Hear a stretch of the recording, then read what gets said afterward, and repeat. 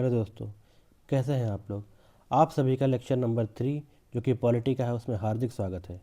दोस्तों, हम लोग होम गार्ड और यूपी पुलिस को लेकर पॉलिटी को बहुत बेहतरीन ढंग से कवर कर रहे हैं, जिसके टोटल 10 लेक्चर होने वाले हैं और ये थर्ड लेक्चर है। तो दोस्तों, अगर आपने पहले के लेक्चर्स नहीं देखे हैं तो उनको ज़रूर देखिए। तो आज हम कौन कौन से टॉपिक कवर करने वाले हैं। दोस्तों, आज हम 3 टॉपिक कवर करेंगे। पहला है राज्य के नीति निदेशक सिद्धांत, और दूसरा है मौलिक कर्तव्य, और थर्ड है संविधान के स्रोत। तो इसी में पहला टॉपिक हम कवर करते हैं। पहला टॉपिक दोस्तों डीपीएसपी, माने कि directive principle of state policy, जिसको हिंदी में राज्य के नीति निदेशक सिद्धांत के नाम से भी जाना जाता है। तो आराम आराम से दोस्तों समझिए। पहले दोस्तों इसकी परिभाषा जानते हैं। तो आखिर आम बोलचाल भाषा में मैं आपसे पूछूं कि राज्य के नीति निदेशक सिद्धांत से आप क्या समझते हैं, तो आपको ये पता होना चाहिए कि संविधान द्वारा जो भी निर्देश संसद को दिए गए हों ताकि वो नीति निर्धारण करते समय उन बातों का ध्यान रखें, वे सभी बातें संविधान के भाग 4 में नीति निदेशक सिद्धांत के रूप में वर्णित हैं। तो ये बहुत बेसिक सी बात है कि जैसे मान के चलिए होता नहीं कि एक ब्लूप्रिंट होता है कि आपको उस ब्लूप्रिंट को लेके आपको सिलेबस कवर करना है, या फिर उसी के हिसाब से आपको आगे चलेंगे तो आप अपने गोल को अचीव कर सकते हैं।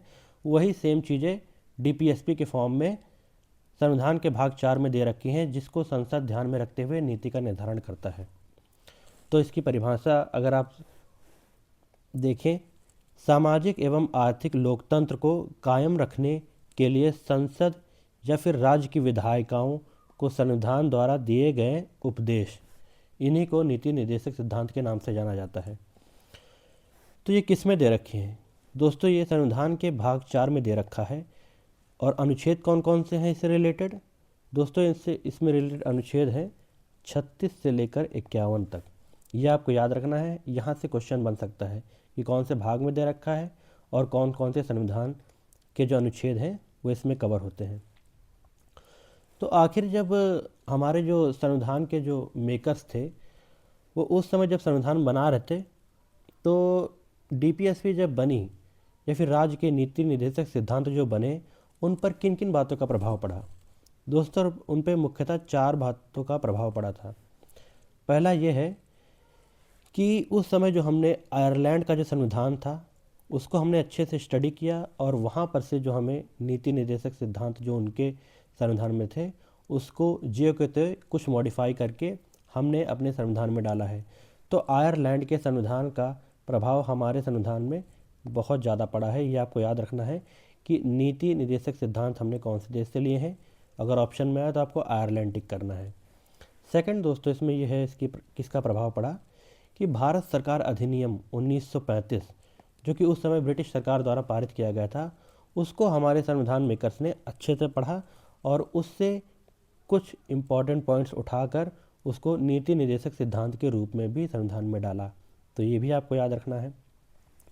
अगला दोस्तों ये है कि स्वतंत्रता आंदोलन, हमारे बहुत लंबे समय में जो स्वतंत्रता आंदोलन चला उसमें कौन कौन सी ऐसी बातें हुई और कौन कौन सी ऐसी घटना हुई जिसको लेकर हमने आगे सीख ली और उसी सीख को हमने संविधान में डाला। उसका एक पार्ट आपको डीपीएससी में भी दिखाई पड़ेगा। और चौथा प्रभाव जो पड़ा वो गांधीवादी सिद्धांत का। गांधी जी आप सभी जानते हैं कि कितने बड़े विचारक थे। उन्हीं के विचारों का प्रभाव कुछ हद तक डीपीएसपी या फिर नीति निर्देशक सिद्धांत को बनाते वक्त भी डाला गया, ताकि आने वाली जो जनरेशन्स है या फिर आने वाले जो मेकर्स है, कॉन्स्टिट्यूशन मेकर्स या फिर संसद में जो या विधायिका में जो कानून बनाएंगे, वो इनको पढ़ के उसी के हिसाब से आगे की नीतियाँ निर्धारण कर सके। तो ये प्रभाव था।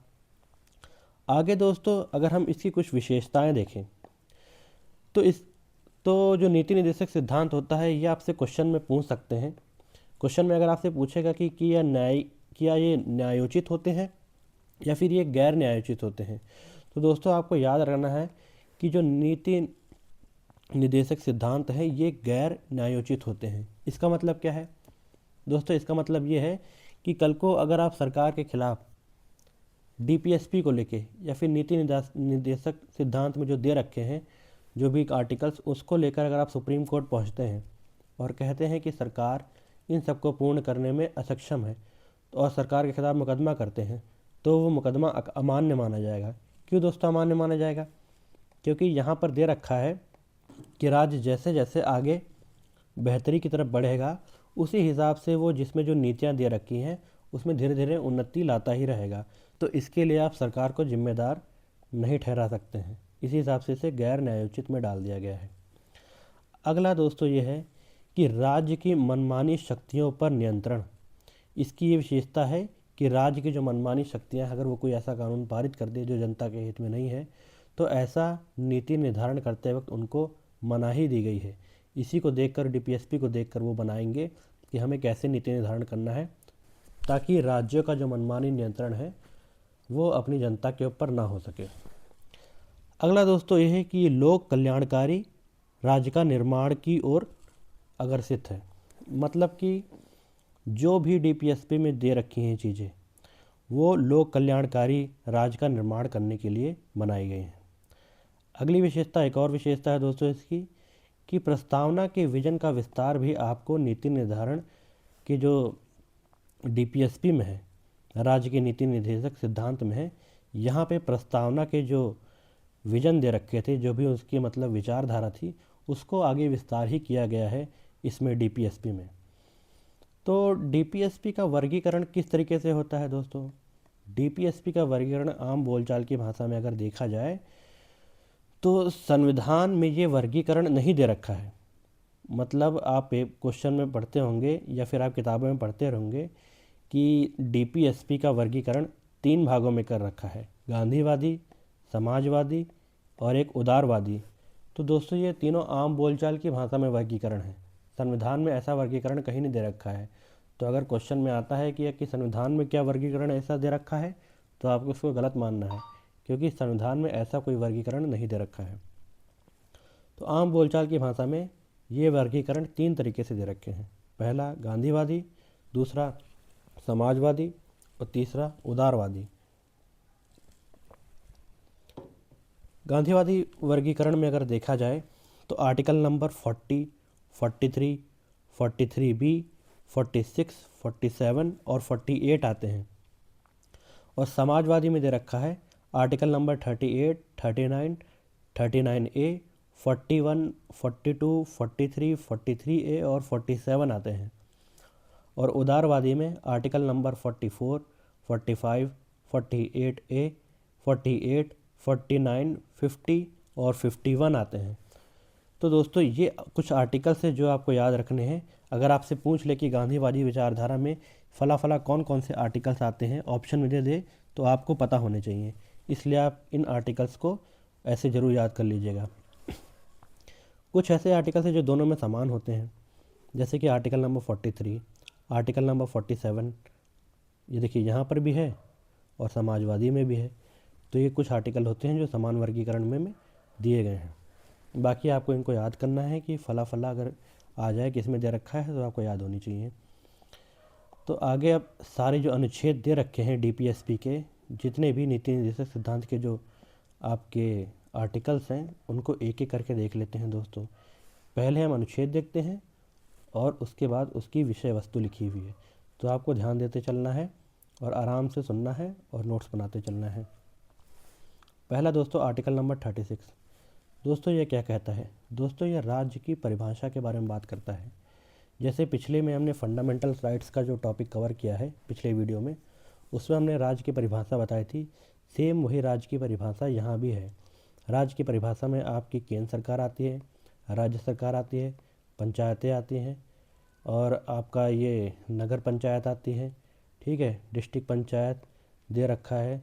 और साथ ही साथ जो प्राधिकरण है, वो सभी के सभी प्राधिकरण होते हैं, वो सब राज्य की परिभाषा में आते हैं, मतलब ये उन पे लागू होंगी। अगला है आर्टिकल नंबर 37। 37 में ये कहा गया है कि भाग 4 के जो विषय हैं वो न्यायालय में परिवर्तनीय नहीं होंगे। जैसा मैंने ऊपर बताया ना कि आपको न्यायालय, आप सरकार के खिलाफ इसको लेकर नहीं जा सकते हैं कि ये चीज़ें फुलफ़िल नहीं हो पा रही हैं। तो क्योंकि आने वाले वक्त में जैसे जैसे राज्य प्रोग्रेस करेगा, इन सब चीज़ों को धीरे धीरे वो अपनाने की कोशिश करेगा। तो इसको लेके आप न्यायालय में नहीं जा सकते हैं। ये किस में दे रखा है? आर्टिकल नंबर 37 में। अगला दोस्तों है आर्टिकल नंबर 38। इसमें दोस्तों ये कहा गया है कि सामाजिक, आर्थिक और राजनीतिक न्याय, तीन तरीके के न्याय के बारे में बात करी गई है जो कि संसद या फिर विधायिका को फुलफ़िल करने की कोशिश करनी है। ये आर्टिकल नंबर 38 में दे रखा है। ये इतना इम्पॉर्टेंट नहीं है, जिन जिन पे मैं स्टार लगाऊंगा वो इम्पॉर्टेंट है, उनको आपको याद रखना है। अगला है आर्टिकल नंबर 39। आर्टिकल नंबर 39 दोस्तों दो चीज़ कहता है कि समान रूप से जीविका का अधिकार और दूसरा समान कार्य के लिए समान वेतन। इन दो के बारे में बात आर्टिकल नंबर 39 में करी गई है कि समान रूप में जीविका का अधिकार मतलब कि जो आप रोजगार के जो सृजन करने के सोर्स हैं उसको आपको समान रूप से वितरण करना है। इसमें किसी तरीके से भेदभाव राज्य को नहीं करना है। ठीक है, तो ये एक निर्धारण है। और अगला चीज़ ये दे रखा है इसी में कि समान कार्य के समान वेतन। मान के चलिए आप ये काम कर रहे हैं, मैं भी यही काम कर रहा हूँ, आपको उसके लिए 100 रुपये दिए जा रहे हैं, तो मुझे ऐसा नहीं कि 50 रुपये दिए जाए, मेरा भी संवैधानिक अधिकार है कि मुझे भी उसमें 100 रुपये दिए जाएँ। तो ये किस में दे रखा है? ये आर्टिकल नंबर 39 में दे रखा है। अगला दोस्तों 39A है। दोस्तों इसे स्टार्ट मार्क कर लीजिए और इसे ज़रूर याद रखना, क्योंकि ये 42वें संविधान संशोधन 1976 के बाद संविधान में ऐड किया गया था। इसमें क्या कहा गया है कि समान अवसर एवं निःशुल्क विधिक सहायता। जो कि लोग बहुत गरीब हैं और विधिक सहायता उनके लिए एक बहुत बड़ी चुनौती है, उसके लिए सरकार ने क्या करा है कि उनके लिए निःशुल्क विधिक सहायता प्रदान करी है। वो अगर चाहें तो आसानी से इसका उपयोग कर सकते हैं। इसी को लेके आगे चल के सुप्रीम कोर्ट ने नालसा की फॉर्मेशन करी है। तो दोस्तों नालसा क्या है, इसको आप एक बार रिसर्च करके ज़रूर पढ़ लेना। ये दोस्तों आर्टिकल नंबर 39 का ही रूप है। आर्टिकल नंबर 39 के बाद ही इसको रिफॉर्म में लाया गया था कि नालसा क्या है, तो आप याद कर लीजिएगा इसको। बाकी ये इंपॉर्टेंट आर्टिकल है, इसको ज़रूर याद रखना। अगला दोस्तों आर्टिकल नंबर 40 है। ये कहता है ग्राम पंचायतों का संगठन। ग्राम पंचायतों का संगठन करने के लिए उस समय संविधान ने निर्देश दिए थे कि संसद और विधायिका कोशिश करेंगे कि उनके क्षेत्र में ग्राम पंचायतों का संगठन हो। ठीक है दोस्तों, तो ये विजन डॉक्यूमेंट था जिसको बाद में चल के फुलफ़िल भी करा करेगा। 73rd कॉन्स्टिट्यूशन अमेंडमेंट एक्ट और 74th कॉन्स्टिट्यूशन अमेंडमेंट एक्ट जो लाया गया था दोस्तों, इसमें 73rd में ग्राम पंचायतों को संवैधानिक दर्जा दे दिया गया था। अगला दोस्तों आर्टिकल है आर्टिकल नंबर 41। इसमें कल्याणकारी राज्य की एक प्रावधान दिया गया है कि कल्याणकारी राज्य आखिर होगा तो वो कैसा होगा दोस्तों। उसमें दोस्तों कल्याणकारी राज्य में इन्होंने कहा जो बूढ़े व्यक्ति हैं या फिर जो बीमार व्यक्ति हैं और जो शिक्षा पाने के लिए या फिर अन्य चीज़ों के लिए जो असमर्थ हैं, उसको राज्य कोशिश करेगा कि उनकी उन तकलीफ़ों को दूर करा जाए। यह कल्याणकारी नीति में आता है कि बूढ़े लोगों की सेवा करना या फिर उनके लिए नीति निर्धारण करना राज्य का कर्तव्य है। बीमार लोगों को अपलिफ्ट करना राज्य का कर्तव्य है। जो शिक्षा पाने में असमर्थ हैं उनको शिक्षा देने में राज्य का एक बहुत बड़ी ड्यूटी है। तो ये सभी चीज़ें कल्याणकारी राज्य की वो रखती है, नींव रखती हैं। ये आर्टिकल नंबर 41 में दे रखा है। अगला दोस्तों आर्टिकल नंबर 42 है। इसमें कहा गया है कि न्याय संगत और मानवीय कार्य की परिस्थितियाँ एवं मातृत्व राहत प्रदान करने के लिए राज्य को निर्देश दिए गए हैं। इनका मतलब है कि ऐसी काम करने की कंडीशंस हो जहाँ भी लोग काम कर रहे हैं अपनी जीविका फुलफ़िल करने के लिए, वहाँ पर कुछ मानवीय कंडीशन ज़रूर हो। जैसे कि मान के चलिए वहाँ पीने का पानी और आराम करने के लिए कुछ जगह, ये सब चीज़ें बेसिक चीज़ें होती हैं जो कहीं भी अगर वर्क प्लेस है तो वहाँ पर होना ही चाहिए। तो ये चीज़ें आर्टिकल नंबर 42 में दे रखा है। और एक चीज़ इसमें और दोस्तों ऐड करी गई है कि मातृत्व राहत प्रदान करना ये राज्य के नीति निर्देशन में ज़रूर शामिल होना चाहिए, जो धीरे धीरे उसे फुलफ़िल करना है। इसमें क्या दोस्तों दे रखा है? दोस्तों इसमें दे रखा है कि जो गर्भवती महिलाएं हैं अगर वो काम के लिए जाती हैं तो उनके लिए प्रॉपर रेस्ट करने की जगह हो और प्रॉपर पीने के लिए पानी हो, ये सब चीज़ें वहाँ पर ज़रूर अवेलेबल हो। और दूसरा जो कि स्तनपान वाली महिलाएं हैं उनके लिए प्रॉपर प्लेस हो जहाँ पर वो मिल्क फीडिंग कर सके अपने बच्चों को। तो ये चीज़ें जहाँ पर काम वर्क प्लेस है वो चीज़ें वहाँ पर होनी जरूर चाहिए। एवं उचित व्यवहार महिलाओं के साथ, ये चीज़ें कौन से आर्टिकल में दे रखी हैं? ये आर्टिकल नंबर 42 में दे रखा है। ये इंपॉर्टेंट आर्टिकल है, इसको आपको याद रखना है। अगला दोस्तों आर्टिकल नंबर है 43। आर्टिकल नंबर 43 में दे रखा है कि उचित मजदूरी और शिष्ट जीवन स्तर। मतलब कि जो भी हम काम कर रहे हैं, मान के चलिए वो कोई काम है, जैसे कि दीवार बनाने का काम है, पूरा दिन काम करा, तो सरकार, आप देखते हैं कि सरकार मिनिमम वेज तय करती है, न्यूनतम आय तय करती है कि इतनी दिहाड़ी जरूर होनी चाहिए। इसी को लेके आगे चल के मनरेगा का संगठन होता है, और मनरेगा में आप देखते हैं कि सरकार जो है मिनिमम वेज तय करती है कि 230, 250 कुछ ऐसे रुपए तय करती है, अलग अलग राज्य का अलग अलग है। तो उससे कम बेंचमार्क, मतलब उससे कम आप दिहाड़ी नहीं दे सकते हैं। यही ले रखा ना, उचित मजदूरी और शिष्ट जीवन स्तर। एक उचित मजदूरी जरूर होनी चाहिए जिससे उसका जीवन यापन आसानी से हो सके। तो ये आर्टिकल नंबर 43 में दे रखा है। ये भी दोस्तों इंपॉर्टेंट आर्टिकल है, पूछ लेता है, आपको याद रखना है। 43 दोस्तों इसलिए और इम्पॉर्टेंट है कि यहाँ दो चीज़ें अमेंडमेंट के बाद और ऐड करी गई हैं। पहला है 43A और दूसरा है 43B। पहला 43A दोस्तों 42वें संविधान संशोधन के बाद ऐड किया गया था, और 43B दोस्तों 97th कॉन्स्टिट्यूशन अमेंडमेंट एक्ट 2011 के बाद ऐड किया था। तो ये दोनों आपको याद रखने हैं और नोट कर लीजिए। यहाँ से क्वेश्चन वो गारंटी पूछता है। जहाँ संविधान में संशोधन होता है वही ऐसा पॉइंट होता है जहाँ से वो क्वेश्चन ज़्यादातर उठा सकता है। तो ये आपको याद रखना है, 43A और 43B। अब ये कहते क्या हैं? 43A दोस्तों कहता है कि उद्योगों के प्रबंधन में कर्मचारियों का भाग लेना। कोई भी फैक्ट्री में कल कोई नीति बन रही है, फैक्ट्री में कोई नीति बन रही है जो कि उन वर्कर्स को भी प्रभावित करेगी, तो उन नीतियों में कुछ ना कुछ कहा या फिर कुछ ना कुछ विचार वो वहाँ पर करने वाले कर्मचारियों का भी होना चाहिए। ये बात साफ साफ में संविधान में लिख दी गई है। कौन से आर्टिकल में? आर्टिकल नंबर 43A में।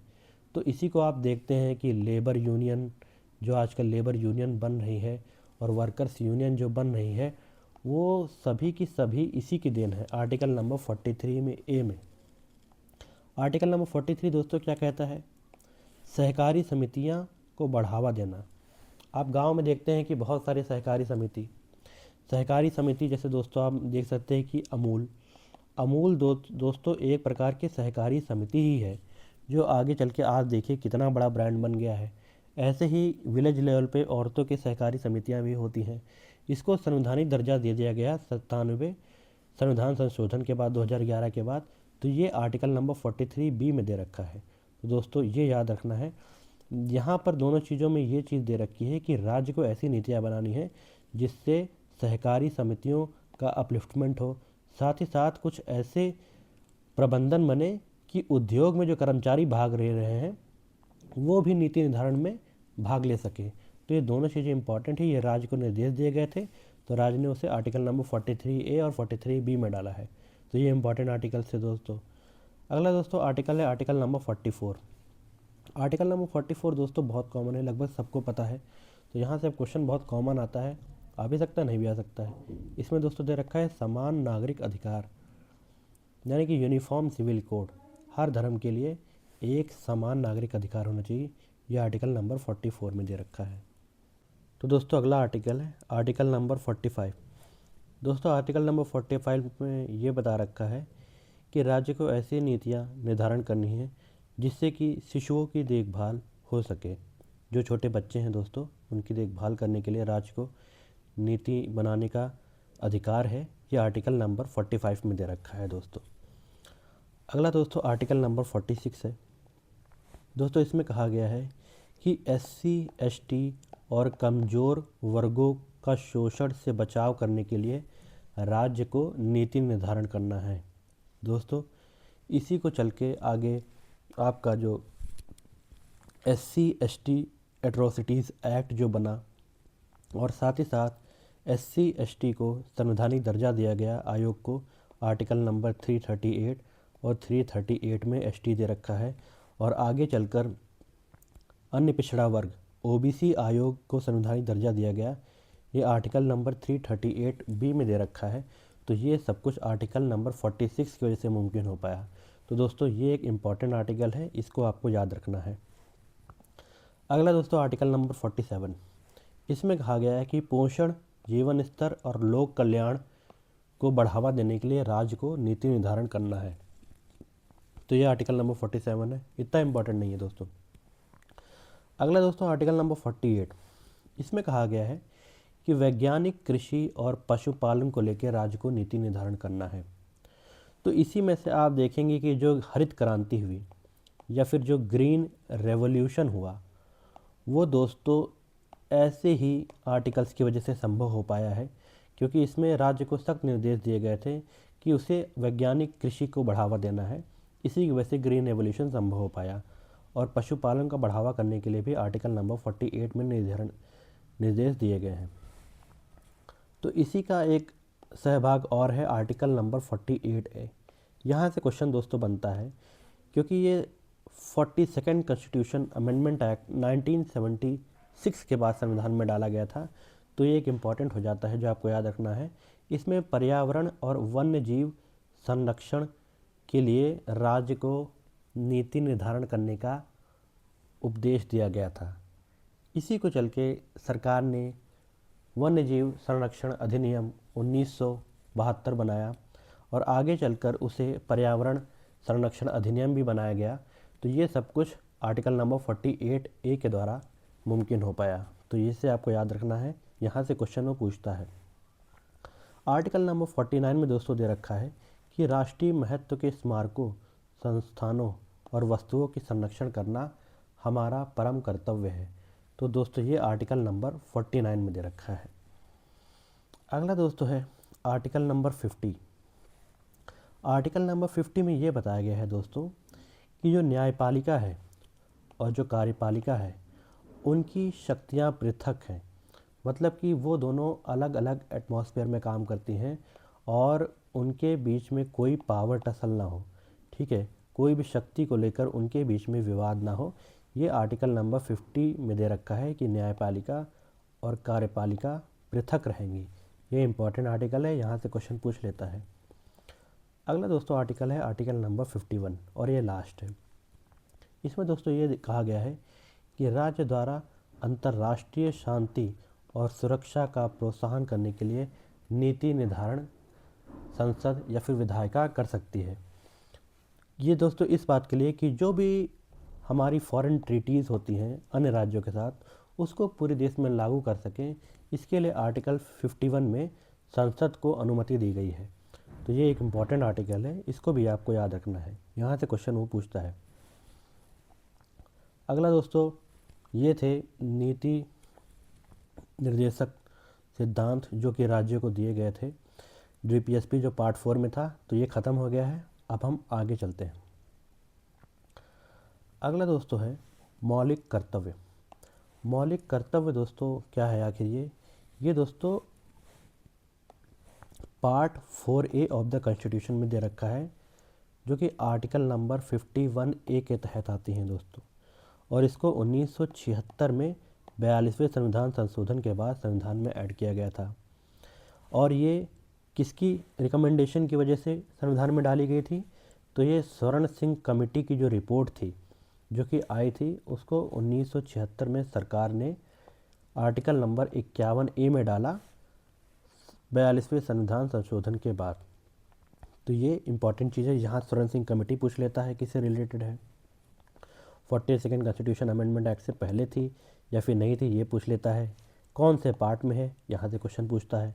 3-4 क्वेश्चन तो इसी छोटे से बॉक्स में से आते हैं। तो दोस्तों आखिर ये मौलिक कर्तव्य होता क्या है? दोस्तों मौलिक कर्तव्य समाज के नागरिकों की देश के प्रति कुछ जिम्मेदारियां होती हैं जो कि उसे निभानी होती हैं। तो ये बाध्य नहीं होती हैं दोस्तों, लेकिन ये आपसे अपेक्षा करी जाती है कि आप देश के नागरिक हैं तो इन मौलिक कर्तव्यों का पालन आप जरूर करेंगे। ये आर्टिकल नंबर 51A में दे रखा है। संविधान के मूल रूप में ये सभी मौलिक कर्तव्य शामिल नहीं थे, जैसा मैंने आपको बताया है। बाद में इसको 42वें संविधान संशोधन के बाद संविधान में डाला गया था। तो मूल रूप से दोस्तों आपकी जो ये मौलिक कर्तव्य हैं ये 10 थे, जिसे 86 constitution amendment act 86 constitution amendment act सन 2002 में जो हुआ था, उसमें 11वीं आपकी मौलिक कर्तव्य जोड़ी गई थी। तो 11वीं क्या है, ये सबसे इम्पॉर्टेंट दोस्तों यही है, क्योंकि ये संविधान संशोधन के बाद जोड़ी गई थी। तो यहाँ से क्वेश्चन बन जाता है। ये दोस्तों राइट टू एजुकेशन या फिर शिक्षा को अधिकार को लेकर का था। इसमें दोस्तों ये कहा गया था कि माँ बाप या फिर अभिभावकों की यह जिम्मेदारी होगी कि वह उनके 6 से 14 साल के जो बच्चे हैं उनको शिक्षा का अधिकार हो, मतलब उनके बच्चे स्कूल में पढ़ने लिखने जाएं, यह आम माँ बाप की जिम्मेदारी होगी। ये जनता के लिए निर्देश दिए गए हैं। तो ये इम्पॉर्टेंट है। ये किससे जोड़ा गया था, 86 कॉन्स्टिट्यूशन अमेंडमेंट एक्ट सन 2002 में जो हुआ था, ये इम्पॉर्टेंट है। बाकी दोस्तों हमारी जो बाकी जो 10 हैं ये आप देख लीजिए, यहाँ से क्वेश्चन कभी बनता दोस्तों वैसे नहीं है, इम्पॉर्टेंट है, बस यहाँ से क्वेश्चन बनता है। ये जो दे रखा है इन्हीं 4-5 लाइनों से, और इससे क्वेश्चन बन जाता है। बाकी लेकिन फिर भी आपको मोटा मोटा पता होना चाहिए, तो सरसरी नज़र से आप देख लीजिए। पहला दोस्तों इसमें ये है मौलिक कर्तव्य, संविधान, राष्ट्रीय ध्वज और राष्ट्रगान का सम्मान करना हमारा मौलिक कर्तव्य है। दूसरा ये है स्वतंत्रता संग्राम के आदर्शों को संजोना, यह भी हमारा एक मौलिक कर्तव्य है। तीसरा है भारत की संप्रभुता, एकता और अखंडता को अक्षुण्ण बनाए रखना, यह भी हमारा एक मौलिक कर्तव्य है दोस्तों। देश की रक्षा और राष्ट्र सेवा, समभाव और भाईचारे को बढ़ावा देना, सम्मिलित संस्कृति की समूह विरासत का को सहोजना, ये हमारा मौलिक कर्तव्य है। अगला है प्राकृतिक संसाधनों, वन, झील, नदी, वन्यजीव और पर्यावरण संरक्षण करना हमारा मौलिक कर्तव्य है। अगला है वैज्ञानिक सोच व मानवता का विकास करना, यह भी हमारा परम कर्तव्य है। 9वां है सार्वजनिक संपत्ति की सुरक्षा और हिंसा का त्याग करना, यह भी हमारा मौलिक कर्तव्य है। सभी क्षेत्रों में उत्कृष्ट की ओर बढ़ने का प्रयास करना भी हमारा एक मौलिक कर्तव्य है। बाकी 11वीं दोस्तों ऐसी है जो बाद में आगे चल के जोड़ी गई, तो ये सबसे इम्पॉर्टेंट हो जाती है। तो यहाँ से क्वेश्चन पूछते हैं, और ये आपको पता होना चाहिए कि मोटा मोटा कि ये मौलिक कर्तव्य है। तो इस तरीके से दोस्तों मौलिक कर्तव्य हमने बहुत ही कम समय में पूर्णतः कंप्लीट कर लिया है। इससे बाहर आपको क्वेश्चन नहीं बनेगा, बस आपको याद रखना है। हाँ, एक क्वेश्चन ऐसे बन सकता है दोस्तों, और अगर बनाना चाहे वो 4 आपको कर्तव्य दे देगा और आपसे पूछेगा कि इनमें से ऐसा कौन सा है जो मौलिक कर्तव्य नहीं है। तो अगर आपको मोटा मोटा पता है दोस्तों, तो आप अंदाज़ा लगा के वो क्वेश्चन ज़रूर सॉल्व कर सकते हैं कि सही होगा या गलत होगा। तो इस तरीके से क्वेश्चन भी वो फ्रेम कर सकता है, ये आपको याद रखना है। आइए अब आगे चलते हैं। अब आते हैं हम अपने टॉपिक के लास्ट सेगमेंट में। दोस्तों यहाँ पर हमने आपको दिया है कि भारत के संविधान में जो विभिन्न जो पार्ट्स डाले गए हैं, या फिर ऐसी कौन कौन सी चीज़ें हैं जो हमने दूसरे देश के संविधान से लेकर अपने संविधान में ऐड करी गई हैं। ठीक है दोस्तों, तो ये कहाँ कहाँ से ली गई हैं, तो ये आपको देखना है। इसी को हम कहते हैं कि भारत के संविधान के स्रोत। अलग अलग देशों से हमने और कौन कौन सी अच्छी अच्छी चीज़ें हैं जो हमने लेके अपने संविधान में डाली, जिससे चल के आज हमारा संविधान सबसे बड़ा संविधान है दुनिया का। तो ये आपको देखना है। पहला दोस्तों ब्रिटेन। ब्रिटेन से हमने क्या क्या लिया, संसदीय प्रणाली, जो हमारी संसदीय व्यवस्था है दोस्तों, ये हमने ब्रिटेन के संविधान से लिया है। तो ये आपको याद रखना है। अगला है एकल नागरिकता। आप जानते हैं कि हमारे देश में एक ही नागरिकता है। हम अमेरिका जैसा नहीं है कि वहाँ यूएसए में क्या होता है कि उनके देश की नागरिकता तो एक होती ही है, और साथ ही साथ वो जिस राज्य के बिलोंग करते हैं, जैसे कि वो कैलिफोर्निया को बिलोंग करते हैं, तो उनकी कैलिफोर्निया की नागरिकता भी अलग से होती है। तो उनकी दोहरी नागरिकता होती है, 2 नागरिकता होती है। लेकिन भारत में ऐसा कुछ नहीं है। भारत में एकल नागरिकता है, माने कि वो सिर्फ भारत का ही नागरिक है। वह यूपी, बंगाल इन सब का नागरिक नहीं है तो वैसे, लेकिन वो संवैधानिक है कि वो सिर्फ भारत का ही नागरिक है। एकल नागरिकता का प्रावधान भारत में है। तो ये हमने ब्रिटेन से लिया है। अगला दोस्तों है विधायी प्रक्रिया। विधायी प्रक्रिया का प्रावधान भी हमने ब्रिटेन से लिया है। उसके बाद मंत्रिमंडल प्रणाली। एक होता है दोस्तों पार्लियामेंट्री फॉर्म ऑफ गवर्नमेंट, मंत्रिमंडल प्रणाली, और दूसरा होता है राष्ट्रपति वाला, माने कि presidential form of government. USA में आपको दिखेगा कि राष्ट्रपति शासन है, वहाँ राष्ट्रपति ही बिल्कुल हेड होता है गवर्नमेंट का। और अपने देश में आप देखते हैं कि प्रधानमंत्री हैं जो कि सरकार के हेड होते हैं। तो ये व्यवस्था हमने कहाँ से ली है दोस्तों? ये व्यवस्था हमने ब्रिटेन से ली है कि मंत्रिमंडल प्रणाली जो कि होनी चाहिए, ये ब्रिटेन से हमने ली है, भारत में डाला है। अगला दोस्तों दो देश है जर्मनी। दोस्तों जर्मनी से हमने क्या क्या लिया गया? जर्मनी से दोस्तों एक सबसे इम्पॉर्टेंट चीज़ ली गई है कि आपातकालीन के दौरान मूल अधिकारों का निलंबन। आप देखते हैं कि जब आपातकाल लगता है तो कुछ ऐसे मौलिक अधिकार होते हैं जिसको सरकार निलंबन कर सकती है, मतलब उस पर रोक लगा सकती है। ये प्रावधान हमने जर्मनी से लिया है, तो ये आपको याद रखना है। अगला देश है दोस्तों आयरलैंड। दोस्तों आयरलैंड से हमने क्या क्या लिया है? आयरलैंड से अभी हमने ऊपर पढ़ा आर्टिकल नंबर आपका ये जो पार्ट 4A में जो दे रखा है DPSP नीति निर्देशक सिद्धांत, ये भी हमने आयरलैंड से लिए। और अगला दोस्तों है इसमें प्रेसिडेंशियल इलेक्शन, मतलब कि राष्ट्रपति की जो चुनाव है उसका जो प्रक्रिया है, ये हमने कहाँ से अपनाई है दोस्तों? ये हमने आयरलैंड से अपनाई है। अगला दोस्तों है राज्यसभा के मनोनयन, मतलब कि राज्यसभा में कुछ ऐसे मेंबर्स होते हैं जिसका चयन राष्ट्रपति द्वारा किया जाता है कि ये लोग चुन के आएंगे और सांसद बनेंगे। ये प्रोसीजर हमने कहाँ से लिया है? ये प्रोसीजर हमने आयरलैंड देश से लिया है। अगला दोस्तों देश है संयुक्त राज्य अमेरिका, यूएसए। हमने अमेरिका से ऐसी कौन कौन सी चीज़ें ली हैं जो हमने भारत के संविधान में डाला है? पहला है दोस्तों मूल अधिकार। मूल अधिकार आपके आर्टिकल के पार्ट नंबर 3 में दे रखा है, ये हमने संयुक्त राज्य अमेरिका से लिया है। अगला दोस्तों है राष्ट्रपति पर महाभियोग की जो प्रक्रिया चलाई जाती है, वो दोस्तों महाभियोग का प्रोसीजर जो है वो हमने अमेरिका से लिया है। अगला दोस्तों है उपराष्ट्रपति का पद। उपराष्ट्रपति का पद जो है उसका जो प्रावधान है और उपराष्ट्रपति का जो पद है वो हमने कौन से आर्टिकल को, हमने कौन से संविधान को देख के लिया गया है? तो वो संयुक्त राज्य अमेरिका के संविधान से हमने लेकर अपने संविधान में डाला है, ये आपको याद रखना है। और संविधान की सर्वोच्चता, मतलब कि कॉन्स्टिट्यूशन इज सुप्रीम, संविधान से बढ़कर देश में कुछ भी नहीं है। ये प्रावधान हमने कहाँ से लिया है? ये प्रावधान हमने संयुक्त राज्य अमेरिका से लिया है। अगला है न्यायिक पुनर्वलोकन। दोस्तों न्यायिक पुनर्वलोकन ये होता है कि मान के चलिए सुप्रीम कोर्ट ने कोई जजमेंट दे दिया आज, ठीक है, तो कल को वह अपने जजमेंट को फिर से उठाकर उसका रिव्यू कर सकता है कि हमने जो जजमेंट दिया था उसमें कोई कमी तो नहीं रह गई। अगर उसमें कोई गलती आती है तो वो उसको ठीक कर सकता है। इसको न्यायिक पुनर्विलोकन का एक पार्ट माना गया है। इसको इंग्लिश में जुडिशियल रिव्यू भी कहते हैं।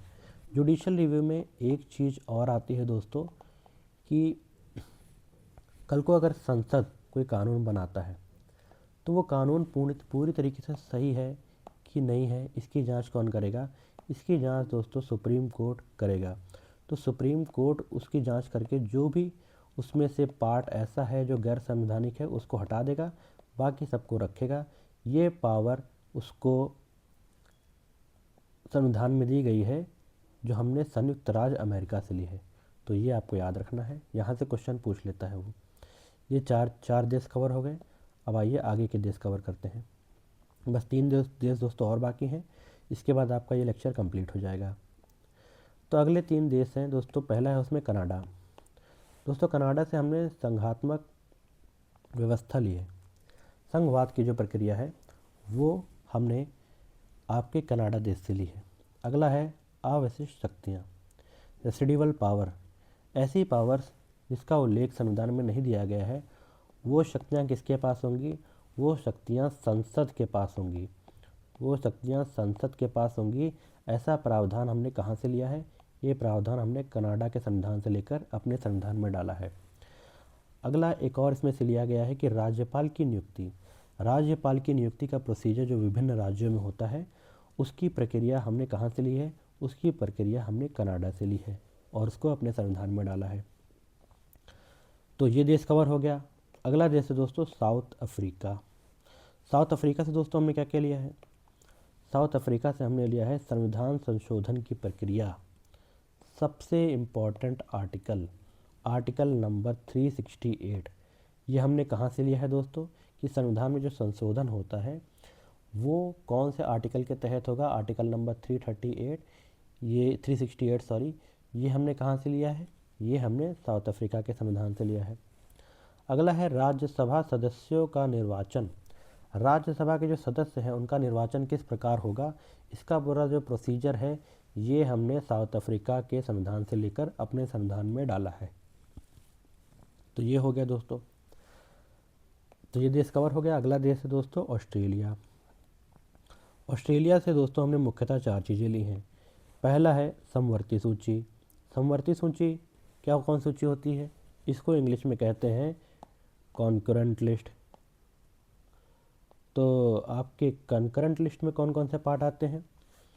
ऐसी सूची जिसमें राज्य और आपका जो केंद्र दोनों को उन सूची पे नीति निर्धारण करने का अधिकार प्राप्त हो, ऐसी नीतियां समवर्ती सूची में आती हैं। ठीक है दोस्तों, मतलब कि कुछ ऐसे आपके टॉपिक होते हैं जिस पर राज्य और केंद्र दोनों कानून बना सकते हैं, ये समवर्ती सूची का विषय होता है। इसको हमने ऑस्ट्रेलिया से लेकर अपने संविधान में डाला है। अगला है दोस्तों प्रस्तावना की भाषा। प्रस्तावना की जो भाषा है, अगर आपने मेरा आर्टिकल आपका लेक्चर नंबर 1 देखा होगा, उसमें मैंने आपको बताया था कि जो संविधान की जो प्रस्तावना है वो लिया तो हमने यूएसए से है, लेकिन उसकी भाषा का उपयोग हमने कहाँ से करा है? उसकी भाषा का उपयोग हमने ऑस्ट्रेलिया के संविधान से लेकर अपने संविधान की प्रस्तावना बनाते वक्त उसको अपनाया था। ये हमने ऑस्ट्रेलिया से लिया था, तो ये आपको याद रखना है। अगला दोस्तों है व्यापार वाणिज्य की स्वतंत्रता। आप जो भी व्यापार करना चाहें या फिर जो भी वाणिज्य करना चाहते हैं आप, उसकी स्वतंत्रता आपको दी गई है। ये हमने कहाँ से लिया गया है? ये हमने ऑस्ट्रेलिया के संविधान से लेकर अपने संविधान में डाला था। आखिरी दोस्तों है राज्य केंद्र संबंध। राज्य केंद्र संबंध दोस्तों किस प्रकार होंगे?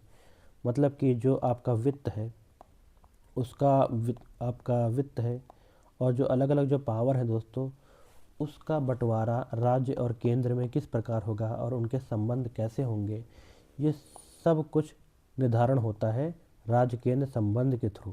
तो राज्य केंद्र संबंध हमने ऑस्ट्रेलिया से लेकर उसे बाद में भारत के संविधान में डाला था। तो ये प्रोसीजर हमने ऑस्ट्रेलिया से लिया था। तो ये कुछ इंपॉर्टेंट सोर्सेस है जहाँ से दोस्तों हमने अपने संविधान में चीज़ें डाली हैं, कौन कौन से देश से ली हैं। तो इसीलिए आप देखते हैं कि हमारे संविधान है वो एक कंप्लीट बुक है, मतलब कि उसमें सारी बेहतरीन चीज़ें अलग अलग देशों से मिलाकर हमने अपना कॉन्स्टिट्यूशन बनाया है। इसीलिए हमारा कॉन्स्टिट्यूशन एक लिविंग डॉक्यूमेंट, जीता जागता उदाहरण है दोस्तों, ये आपको ध्यान रखना है। तो ये कुछ इम्पॉर्टेंट आपकी 3 चीज़ें थी जो मैंने कवर करी, DPSP, और उसके बाद हमने कवर किया आपका मौलिक कर्तव्य, और 3rd नंबर पे हमने संविधान के जो पावर का स्रोत है वो हमने कवर किया। ये चीज़ें दोस्तों आपको फिर से एक बार देख लेनी है और नोट्स अच्छे से बना लेना है, और इसका PDF जो है मैं टेलीग्राम ग्रुप में डाल दूँगा, वहाँ से आप डाउनलोड करके नोट्स बना सकते हैं।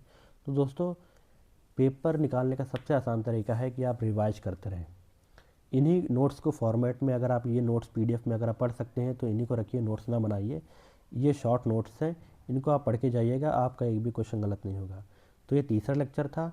बाकी दोस्तों चौथा लेक्चर में लेके आऊँगा, तो इसके लिए आपको चैनल को सब्सक्राइब कर लीजिए और लाइक कर लीजिए इस वीडियो को, और अपने दोस्तों के साथ ज़रूर शेयर कीजिए ताकि मुझे भी मोटिवेशन मिले और मैं ऐसी वीडियोज़ आपके लिए बनाता रहूँ। मैं आपको पूरा सिलेबस फ्री में यूट्यूब में कवर कराऊँगा, बस आप मेरे साथ जुटे रहिए और पढ़ते रहिए। थैंक्स फॉर वॉचिंग, मिलते हैं नेक्स्ट वीडियो में।